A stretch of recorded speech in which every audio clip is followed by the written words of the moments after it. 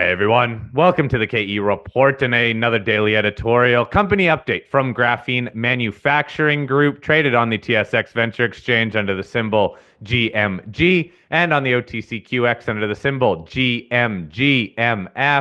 I am chatting again with Craig Nicol. He is the founder and CEO of Graphene Manufacturing Group.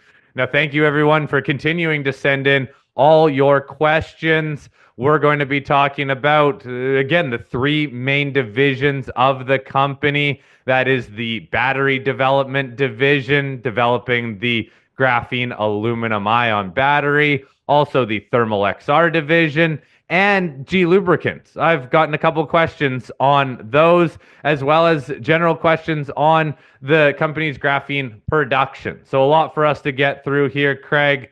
One thing to first touch on is that the stock has been doing very well recently. I've had a few listeners note that, and they've more been wondering what's driving the stock here. There hasn't been much news out since our last call about a month ago. So, Craig, in terms of who you're talking to, investor bases, what are they interested in? What divisions are you getting the most questions on?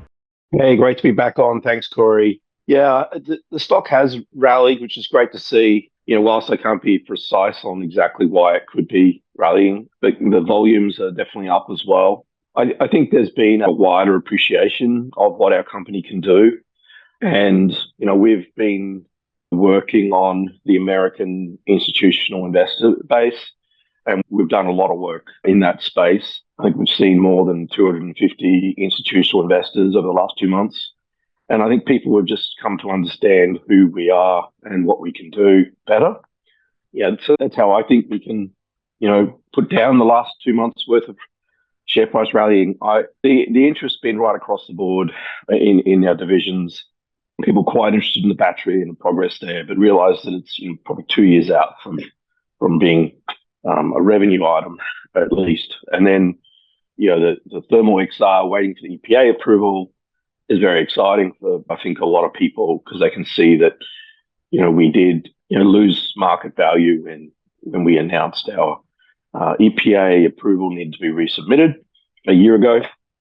And then I think, there's thoughts or comments around, what thermal XR could do for multiple different large manufacturers who we announced that we're talking to over 30 or so large global manufacturers in that space and testing a product in that space. So there's a really wide range of kind of interest level, I guess, in focus on. And when we come to the G Lubricant product, I think people really see it, they're starting to see for what it could be, which is really a massive product for the company. And, I think that's fair to say that's also piqued people's interest as well. All right, let's get into some of these questions then, starting with the thermal XR division. You mentioned that whole EPA approval. A couple questions came in asking, with the new government and some of the, at least, commentary around this government, how they're going to trim the fat and cut down on a lot of the wasteful spending in government, what that means for the EPA and any cuts there. Do you have any insights on if there will be any changes in the EPA, or if your approval process could be slowed down at all by all the chatter going on within the U.S. government right now?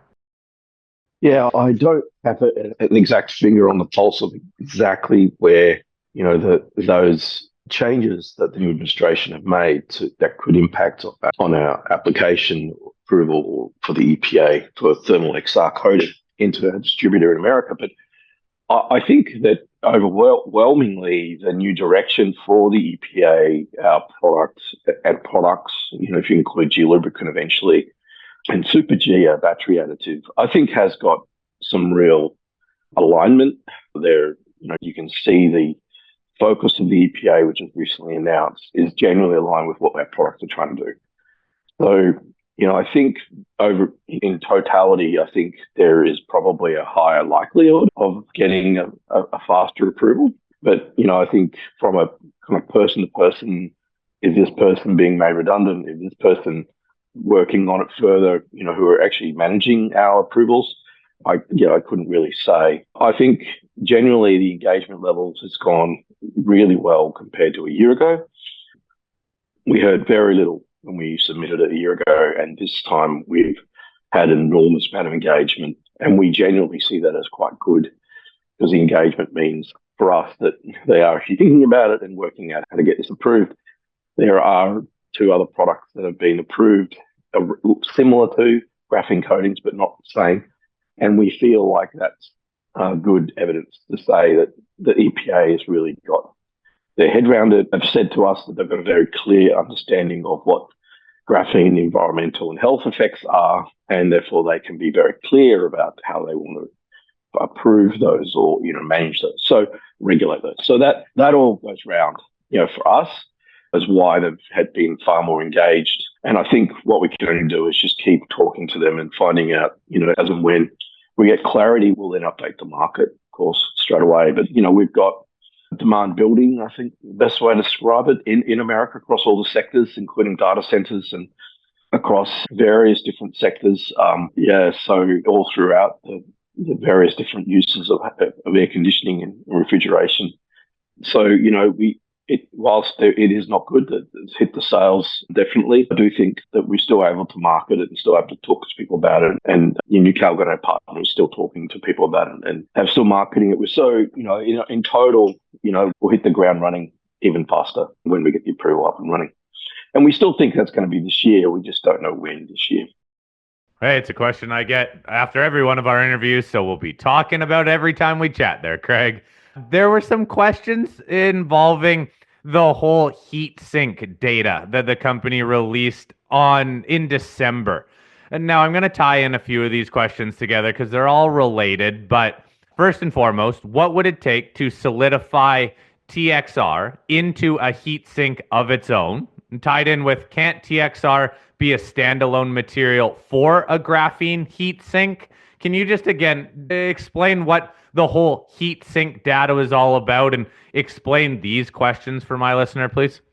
Yeah, sure. So generally a heat sink is a piece of aluminium that is used to take the heat away from a printed circuit board.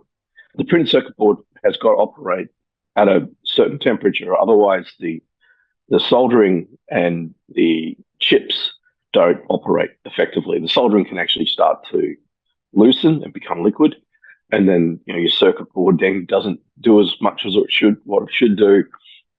And obviously chips will perform slower and lower performance when they're hotter as well. So heat sinks were developed, especially around power electronics, to take the heat away, and it's a pretty standard piece of kit. And then sometimes they're called heat pipes, but pretty much in every piece of electronics, there's some type of a piece of aluminium that's designed to take the heat out of electronics.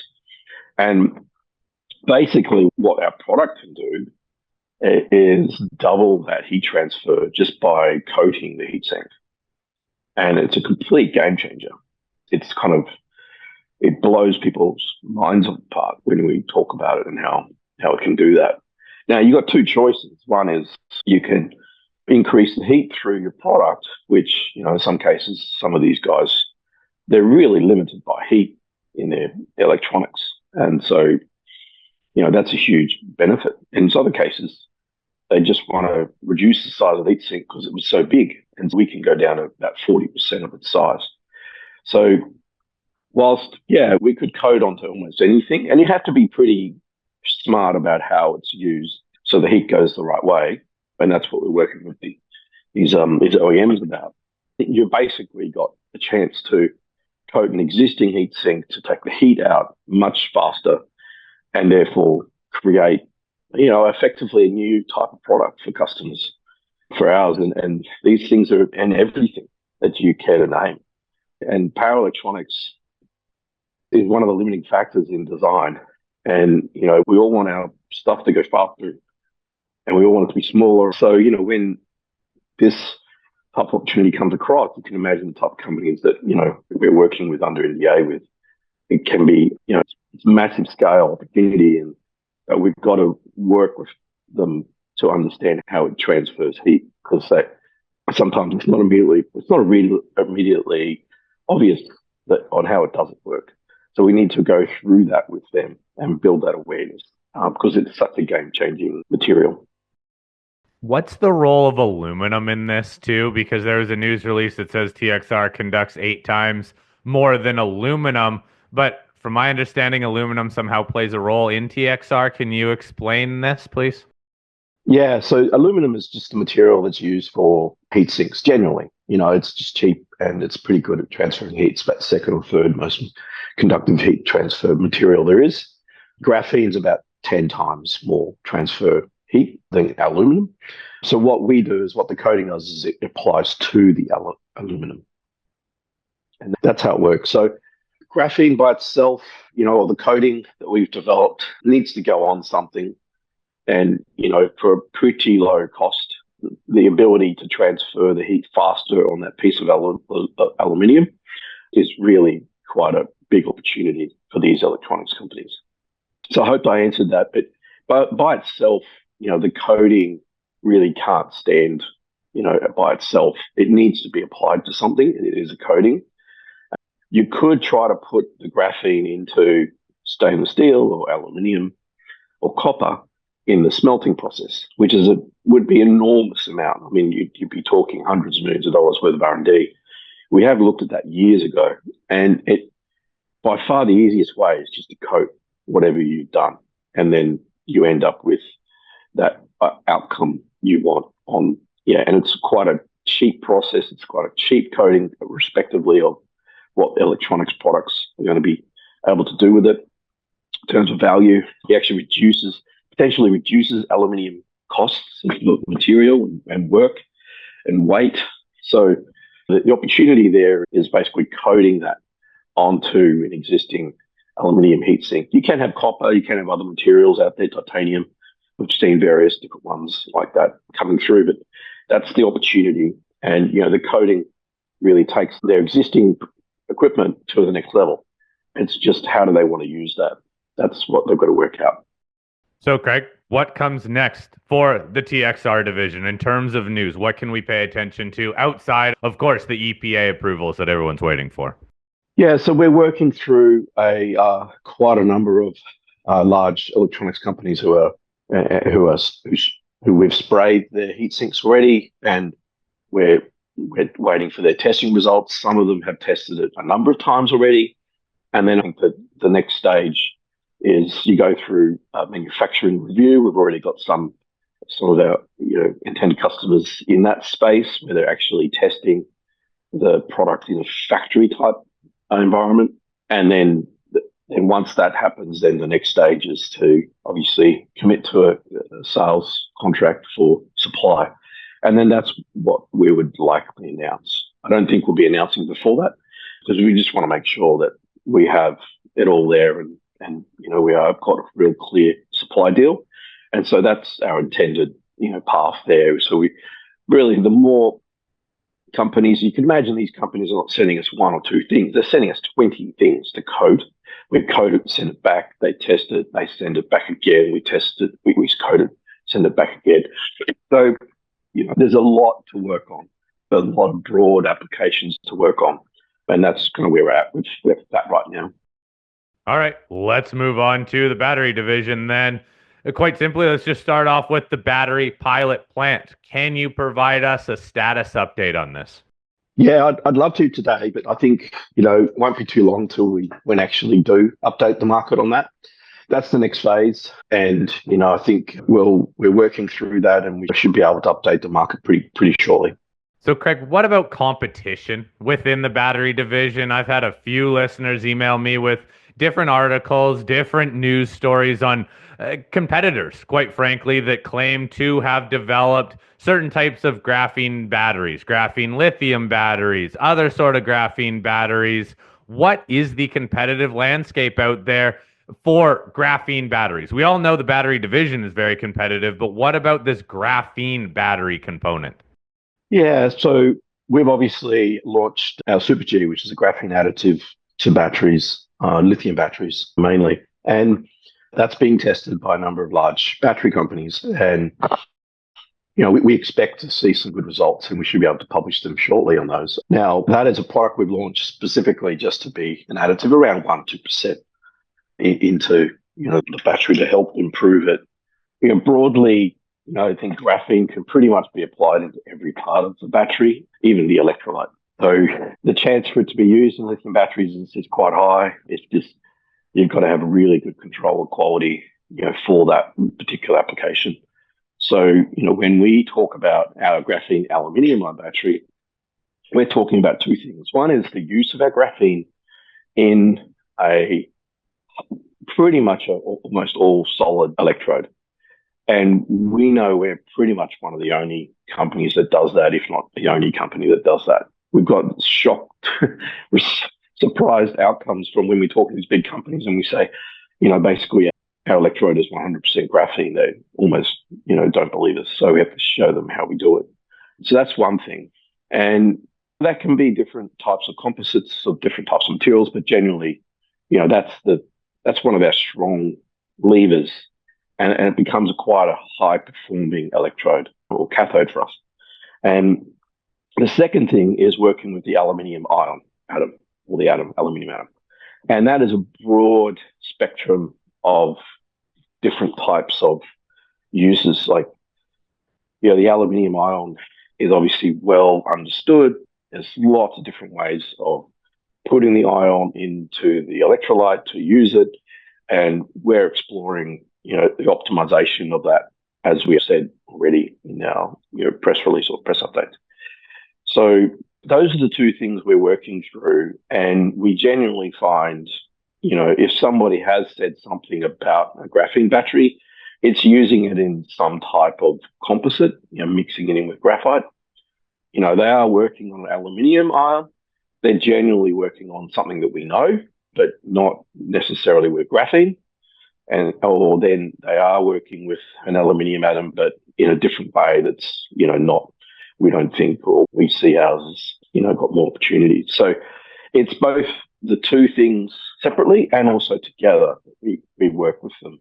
And I think that's probably the best way to describe, what we see out there is that we still quite clearly see us as leading this type of battery application.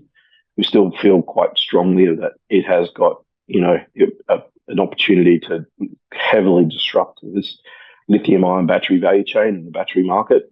It's an awesome power battery. That's very clearly what we have, which is pretty much not available otherwise. These power batteries that provide massive power, really quite, needed in the market, and lithium batteries can't really do that. And even lead acid have trouble. And so, we see the application, the focus, and we see the type of companies that we're working with or who want to see the battery once it's in the next phase. And so, we still feel quite strongly about how, our position in the market is. And we have, our patents basically going through. So we also feel quite strongly about that as well. That'll help us protect it. What's going on too with that joint development agreement with Rio Tinto? That's for those pouch pack batteries. Sounds like more being specially designed to work in large machinery, but any updates on what's going on with Rio Tinto? Yeah, so that contract has a 2-year lifespan, and we're in current conversations to extend that agreement with Rio Tinto. We've got certain things that we've got to deliver for them for their performance requirements for their large trucks. As we said in our AGM, we have a very clear business case requirement for Rio Tinto. That business case requirement is to basically have a battery that behaves like diesel so that it can be refueled in about 5 minutes, which we believe our batteries can be done. Once it's fully developed, our batteries can do that. The opportunity is that a lithium-ion battery, all truck, it takes about half an hour to actually charge your truck. And now, if you take 5 minutes to recharge or 30 minutes to recharge, it can have a big impact on costs and the number of trucks you need. And smart operators like Rio Tinto, are aware of that. So the business case is still strong. It's still there. It's got many companies that want to see this type of battery delivered. So we feel quite confident about the ability to say this is, a huge opportunity for the customer and the target market we're focused on. So, that none of that has changed, and that's why we're heavily focused on it and why we're working with Rio Tinto on to, go the next step to look to extend the contract. So the work itself is really quite important on many different sectors.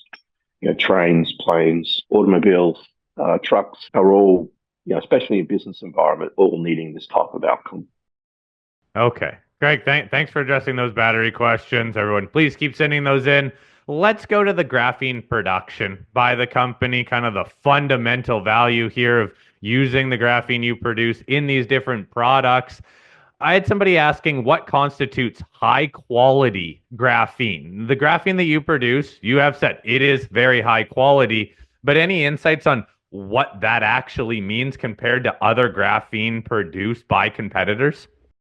Yeah, it's the best question you could ever ask about a graphene producer.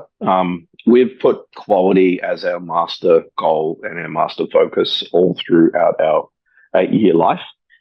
We are focused on getting the quality for the application. And that's the most important thing we've been focused on. That is everything. You can't talk about quality unless you know what the customer wants with it. And so hence we stand a bit different to other graphene companies who talk about how there's so many atoms high, and we just talk about how, their quality is very high content carbon, basically no contaminants, a little to basically no contaminants. And then we just talk about how the quality is focused on our applications, which is for lubrication, for heat transfer, and for batteries storage. And so that's the quality we focus on. We can do other things. We can make epoxy 5 times stronger with a university report with 0.1% addition of graphene. But guess what? Epoxy is already strong enough. And no one really wants a stronger epoxy. It's just, not that good market outcome. So we worked through all that a long time ago. We were focusing on the quality that our customers need for our products. And that is what, the most important thing we focus on. And so whilst we will be focusing on, making sure it's very clean and contaminant-free carbon atoms only, and a certain structure that we need for those 3 products, we also then, make sure that they perform, and we do all the performance testing on the products. And you'll see that, when we do more announcements in this space, you'll see how much work we've gone into to making sure that the product works in the application, because that's the only quality that matters for us. So, Craig, on the back of this, somebody noted that the Graphene Council has created a verified graphene producer program. Now, I'm not up to speed on who encompasses this Graphene Council, but apparently there are only 4 companies on the list. This list is all about isolating the reputable graphene companies. Why is GMG not on this list? Can you provide us a background on who the Graphene Council is? Yeah, and we're a part of the Graphene Council and have been for many years, and we know the guys, and they're great guys, and we thoroughly believe they're doing good for the industry. We haven't actively pushed for verification by this program because we don't look to sell our graphene to anyone. We use it ourselves, and we're actively saying what our products can do in the air conditioning market, in the data center market, in the LNG market, in the heat sink market, and lubricant engineering market, and the battery market. And that's where we are heavily focused on showing its quality. I think at some point we will go back and get, that verified. It's just not a priority for our customers. If our products don't do what they say that we say that they do, and people test them and they say, yeah, that doesn't do what it. But we say, no, but it's got graphene verification. They don't care. So if you are making graphene and you want to go and sell that graphene to somebody, yeah, I think that's a very good strategy to have that verification. We've had universities verify our graphene as the highest quality that they've seen. And, we've previously, talked about them and presented them on that. And some of the world leading universities on that space have said that about our graphene. But it doesn't make our people buy our products. What does make people buy our products is that they get what they say we say they're going to get. And that's our focus. I think eventually we'll go and do complete verification of our graphene, as in that space, but it's definitely not a priority for our marketing. We're literally going into the largest physical product market in the world, energy, and it needs an enormous amount of work to push our products through, and that's our focus right now. Craig, final question then. more on the G Lubricant division. We haven't heard much of the G Lubricant division. You brought it up a couple times in this interview, but are you still working on this division? What news could come here? It's a great question. And yes, we will be coming out shortly with the news on the G Lubricant division. We said in our AGM that we typically see 5 to 10% fuel reduction with our additive in engine oil. And, that we hold still quite clean and clear. And so we want to come out with, our testing. We've been testing G Lubricant for about 4 years. And I know as a fuels engineer for a big oil company when I started my career, you do anything in the fuel saving space, it needs to be accurate and it needs to be so well documented and put together that is indisputable. And so that's what we'll be focused on, is developing tests, engine tests that can show that our graphene lubricant can really save this fuel. We've had our customers say for some time that we've got really good energy fuel savings out of our lubricant, but people won't believe that. So we need to show really clear data before people will believe it to buy. And so, that's what we hope to do shortly. And, it's really quite exciting. I can't tell you how excited about that because it's a division I'm very clearly, got a lot of passion for and done a lot of work in my career about. And there's a lot of things coming together in our company that basically very few other companies in the world have, which is the combination of lubrication, knowledge, graphene, energy markets, and engines. And that's in our business, and that's really strong. So, yes, look forward to that, and we'll just look forward to, what comes of that, because what we'd expect to do is be able to sell directly to the public, and people will be able to experience it directly. So when we announce that, people can then come and buy a product and then put it into their engines and see it straight away. Okay. Hey, Craig, thanks for addressing a lot of these questions, and thank you everyone for continuing to send in these questions. I hope that cleared up some of all of your questions on these different divisions. I'll follow up with Craig as we get some more news and also as more questions come in. So again, Craig Nicol, founder and CEO of Graphene Manufacturing Group. Craig, thanks for your time today. Thanks, Corey. Thanks, Corey. Thanks, Corey.